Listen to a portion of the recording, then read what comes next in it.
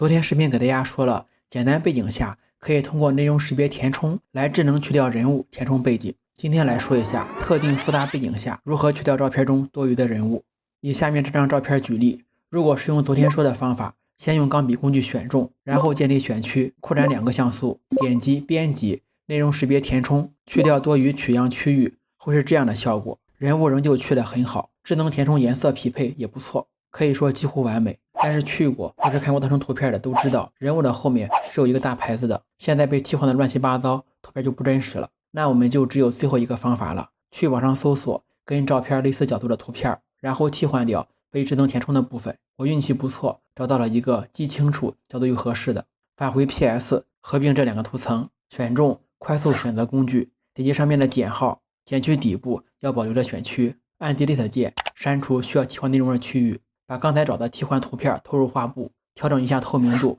方便对比大小跟位置。按快捷键 Ctrl 加 T 变形，让2张图片大部分位置可以重合。再把透明度调回100%，图层移到下方，再精确调整一下2张图片需要对齐的部分。可以看到照片上位置就被补上了，但是颜色还是差别太大。点击图像调整匹配颜色，原这边选择需要修改的照片，图片这边选择合并的，对渐隐、颜色强度、明亮度反复调整，直到修补的地方跟原图颜色差不多。最后对一些墙上、地面上智能填充不太好的地方，用修补工具修补替换。最后跟原图放一起对比一下，可以说基本上看不出修改的痕迹。今天的操作最难也就难在颜色匹配上了。感觉视频内容对你有帮助，就点赞、评论、关注支持一下吧。